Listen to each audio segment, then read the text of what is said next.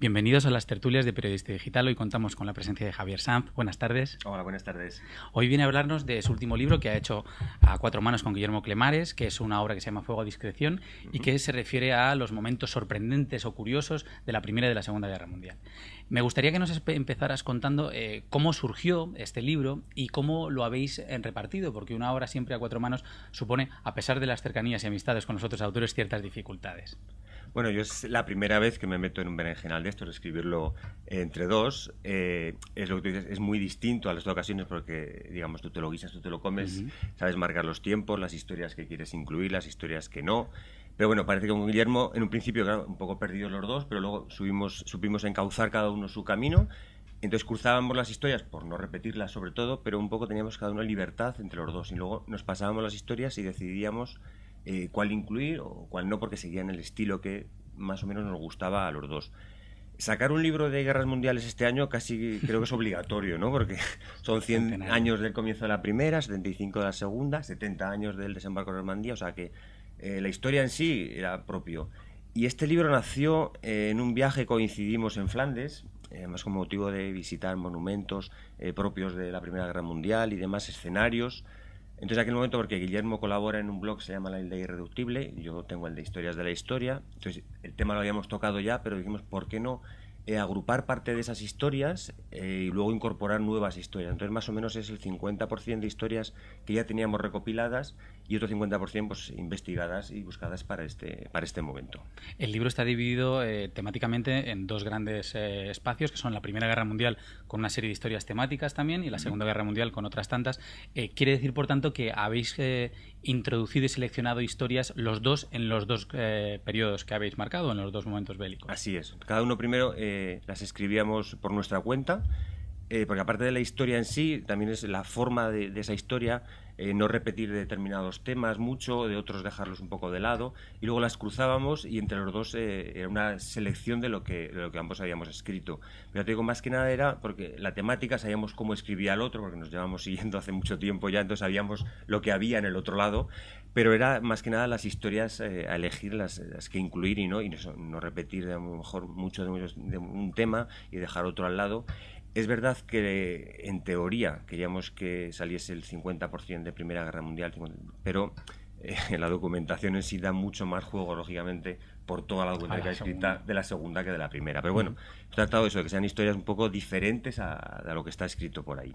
Habéis recogido de documentación, ya que sacabas el tema y hemos comentado un poquito fuera de cámara, tenéis una amplia documentación, tenéis bastante bibliografía, que supongo que además se ha centrado, por lo que he visto, en documentación a obras anglosajonas, inglesas principalmente, también norteamericanas, muchas revistas también, y por último, que es donde se encuentra la información circulando en la red, ¿no? Múltiples blogs que habéis indicado. Es que, por ejemplo, es más propio este tipo de historia, una historia corta, muy llamativa, más propio, por ejemplo, en un artículo de una revista, que no en un libro extenso. El libro extenso te sirve para, digamos, darle forma a esa historia, pero a lo mejor la pista te puede poner un pequeño artículo, una revista, te pone la pista de esa historia que luego ya buscas en libros más documentación para montarla y crear esa historia, porque muchas veces esto de escribir historias curiosas o raras, por lo menos, tienes a veces el comienzo de la historia y el final, que es la clave de todo, pero luego hay un camino a seguir entre ese punto inicial y final. Y muchas veces tienes que crear la historia, porque a veces las fuentes son dispares, escasas, entonces tienes que montar tu propia historia. Entonces es difícil ser a veces completamente veraz, pero hay que ser verosímil, ¿no? Que la historia que cuentas siempre siendo lo importante, no la parte que tú te has creado, sino el resto de la historia. Es muy bonito también que hacéis muchas referencias al cine, y mientras hablabas yo me estaba acordando de una de las historias que contáis, que es la que hace referencia a La Gran Evasión, magnífica película, con Steve McQueen y otros tantos actorazos, y contáis la historia total, que además es algo que no se conoce mucho, no solamente la preparación y demás, que es lo que hacen en la película, todos los que participan, los artistas y demás, sino el final que yo no lo sabía, que luego volvieron a llevar las cenizas de estos hombres otra vez al campo de concentración. Y dices, oye, me cierran historias que uno no conoce también. Es que, a ver, el cine es un referente muchas veces para la historia, pero claro, hay que reconocer que el cine tiene muchas licencias artísticas, ¿no? Entonces que a veces se queda en una parte simplemente, pero nosotros tratamos de contar historias completas. Y es verdad lo que tú dices de que el cine, por ejemplo, Evasión y Victoria, también hay otra historia referente a eso. Entonces tratamos de contar la historia. Y, por ejemplo, Evasión y Victoria es curioso porque la historia, el final de la película no tiene nada que ver con el final de la realidad. O sea, fue mucho más cruento. Porque la película se escapan todos, todos contentos. Mientras y cantan todos la marsellesa, todos entonces, se van. Es un final apoteósico, a lo grande.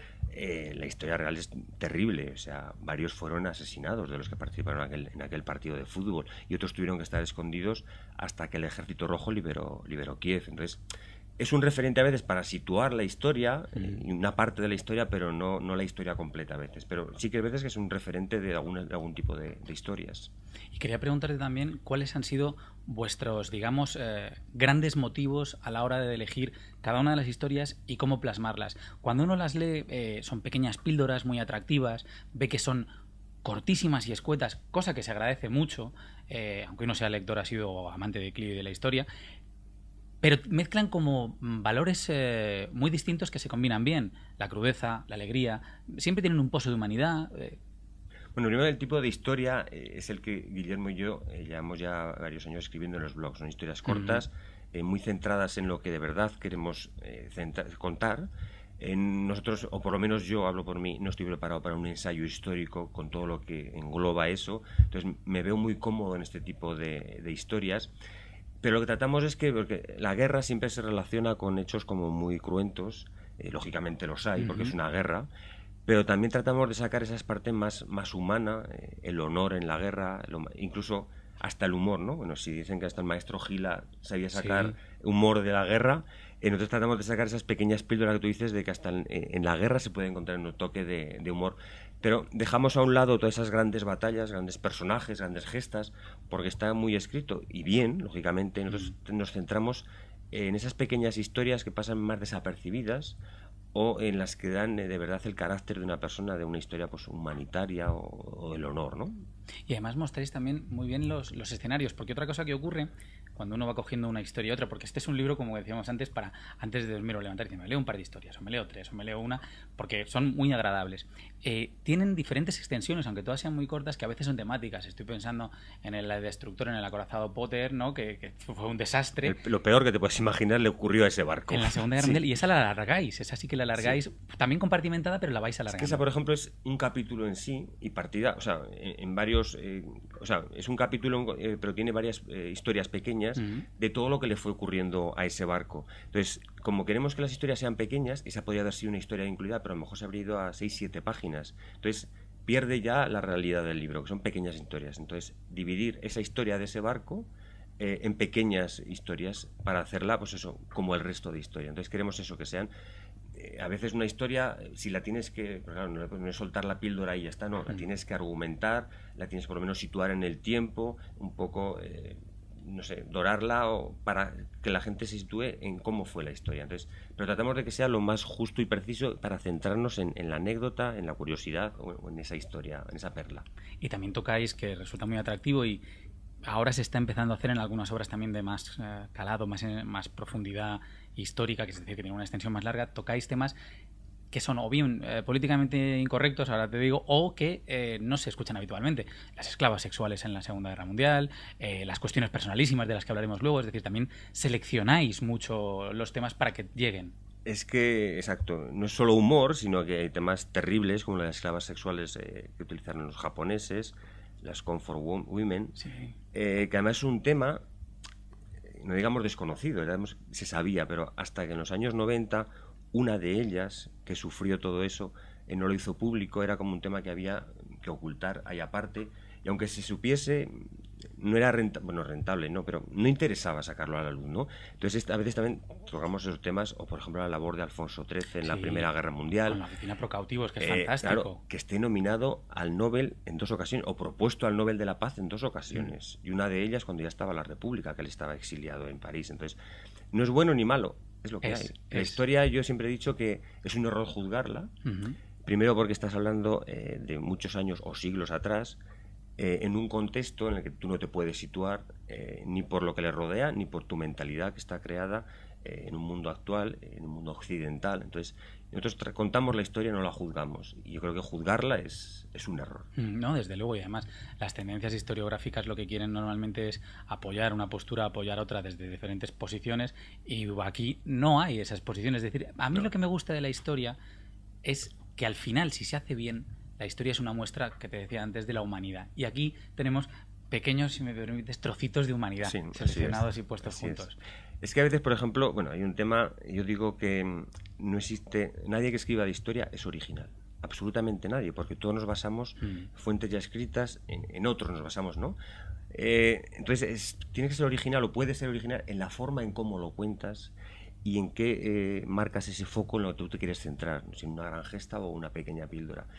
Y siempre digo que excepto los manipuladores, que ellos pueden ser todo lo originales que quieran, ¿no? Porque ellos parten, o sea, nosotros lo que hacemos es partes de una base y vas tirando del hilo y puedes llegar a ver dónde llega. Entonces es una sorpresa y es muy gratificante eso de no saber dónde vas a llegar.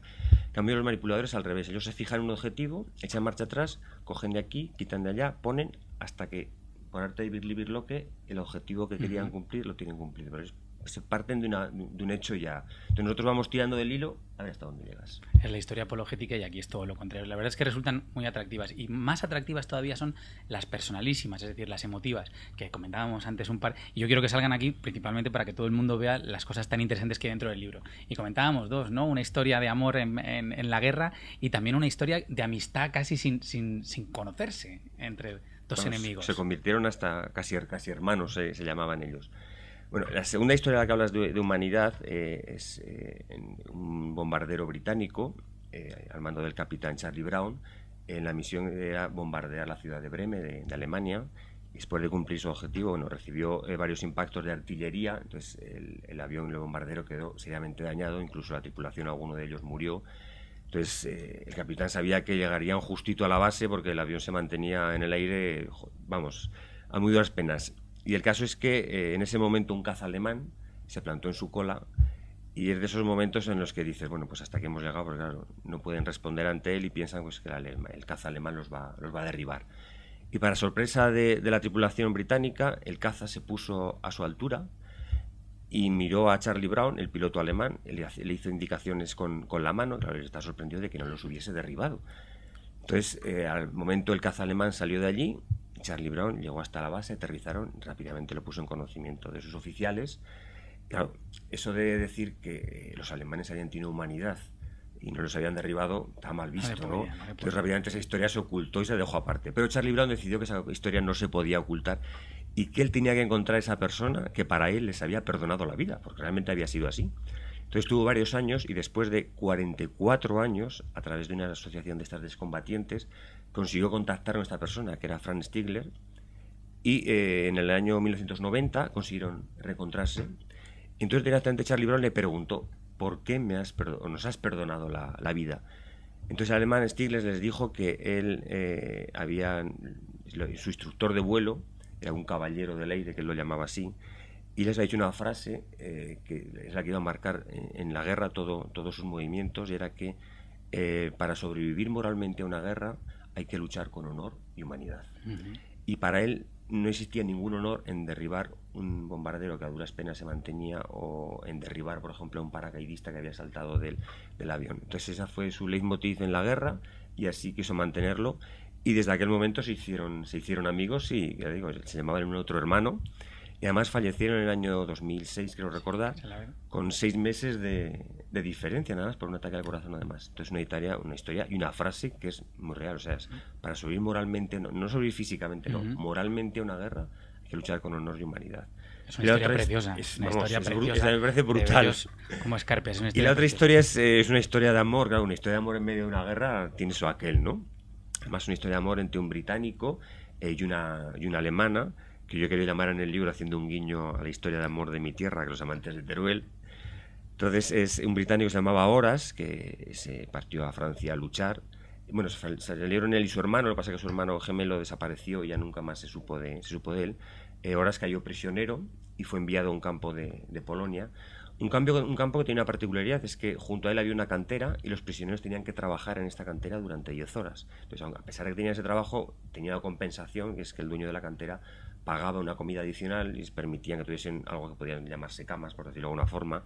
Digamos, tenían condiciones mucho mejor que la de otros campos porque tenían que trabajar durante 10 horas. Entonces, en ese campo trabajaba como intérprete la hija del dueño que se llamaba Rosa. Y parece que entre Rosa y Horace, ¿sabes aquello primero a primera vista, luego un encuentro furtivo, algún beso perdido y demás? El caso es que durante un año tuvieron una relación oculta y al cabo de un año Horas lo trasladaron a otro campo, 40 kilómetros de distancia. Pero Horas sabía que él quería escapar de allí, tenía que volver a Rosa. Entonces, en este segundo campo se ganó la confianza de los alemanes porque trabajaba de peluquero y con la ayuda de otros prisioneros consiguió escapar. Pero claro, no escapaba para huir de ese campo poder llegar a Inglaterra, no. Lo hacía para poder volver a ver a Rosa. Entonces así lo hizo y durante 2 años escapó 200 veces de ese campo para volver a ver a Rosa. O sea, una historia de amor preciosa. El problema es que tiene un final muy trágico. Y cuando terminó la guerra, ahora lo repatriaron a Inglaterra, estuvieron durante un tiempo carteándose para ver cómo lo hacían, si podían llevarse a Rosa a Inglaterra. Y el problema es que un día dejaron las cartas de llegar porque Rosa había muerto mientras estaba dando a luz al hijo de Horas, que nació también muerto. Entonces Horas rehizo su vida en Inglaterra, tuvo una peluquería también y demás. Cuando se jubiló se retiró a Alicante, a vivir en Alicante. Y en el año 2008 escribió un libro que se llamaba Cantan también los pájaros en el infierno. O sea, siguen cantando los pájaros en el infierno. En el año 2009 él falleció y parece ser que ahora una productora ha comprado los derechos de ese libro. Quieren hacer la película de esta historia.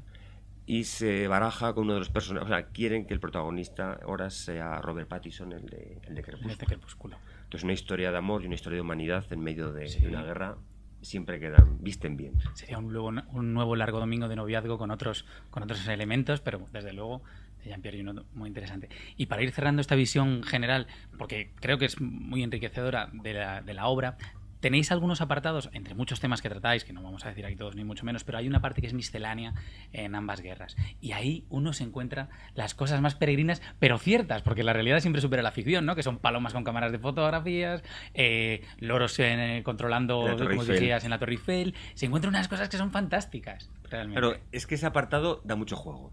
Entonces, ¿qué ocurre? Está lo que tú dices, dividido en varias secciones. Entonces había algunas historias que queríamos que se publicasen sí o sí. Estas sí. Pero a lo mejor eran 2 o 3 historias que no daban para un capítulo, no por decirlo de alguna forma, porque está dividido en capítulos por secciones. Entonces quisimos agrupar en unos capítulos llamados miscelánea, en la que todo lo que no cabía en el resto, aquí cupiese, ¿no? Entonces ahí se mete un poco de todo, por eso hay todo tan variopinto y ahí cabe pues absolutamente de todo. Por ejemplo, lo que tú dices, las palomas, que todo el mundo piensa en palomas mensajeras, pero que era el primero, yo lo llamo el Google Maps columbino, ¿no? Porque lo que hacían eran fotografías aéreas para reconocer el terreno, pero claro, el primero que las utilizó fue un boticario que para hacer llegar las medicinas, las utilizaba esas palomas para hacer llegar las medicinas. Entonces se le ocurrió decir, bueno, si le pongo una cámara con disparador automático, puede reconocer el terreno por dónde va esa paloma. Entonces, en esa sección cabe un poco de todo, ¿no? Entonces, son historias que queríamos sí o sí que saliesen y se publicasen y las hemos recogido en ese apartado. Además, hacéis una evolución muy bonita porque en esa misma historia decís aquello de que el primer invento era un artefacto tan grande que las palomas no podían volar bien. Claro, iban un poco tanto peso que no. Lo perfeccionó luego. Contáis unos detalles interesantísimos. Y al igual que eso, cosas que uno ha oído a lo mejor en otro sitio pero que no encontraba en la Primera Guerra Mundial. Por ejemplo, una de las primeras historias que contáis es aquella de los soldados australianos en Galípoli que lanzaban las latas de comida abiertas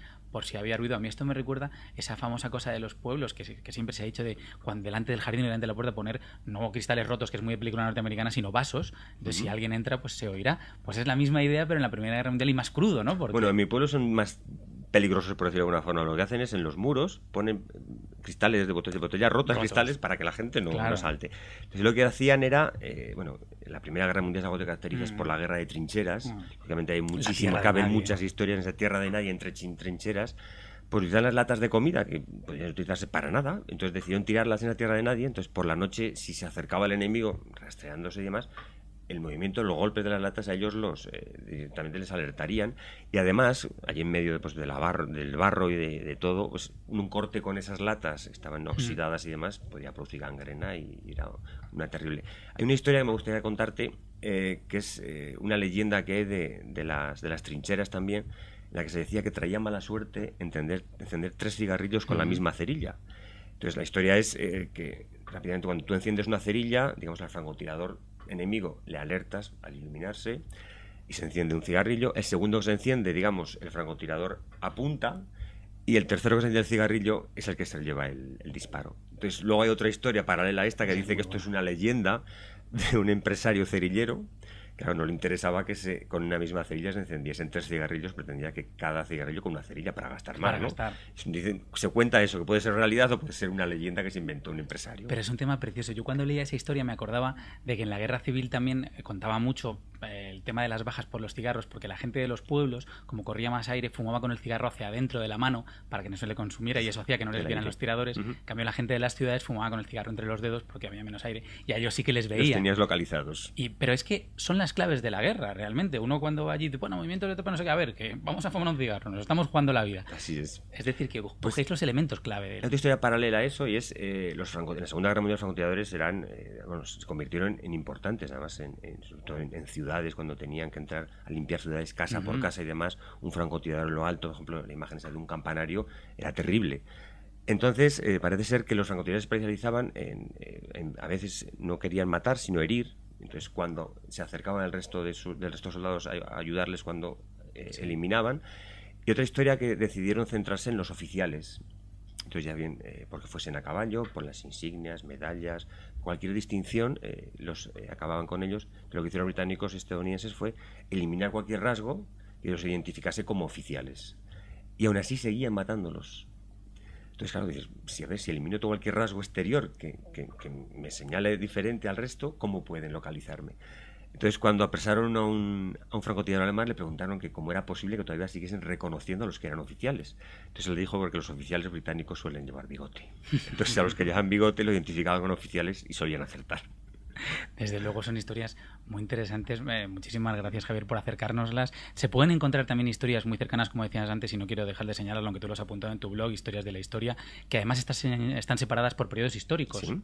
Y son muy concisas también, son muy de este estilo y son todas muy atrayentes. Yo me he metido para verlo y desde luego es muy recomendable. Muchas gracias a vosotros. Gracias por estar con nosotros. Como pueden ver, pequeños tesoros de la historia de la humanidad. Muchas gracias por todo. Nos despedimos aquí.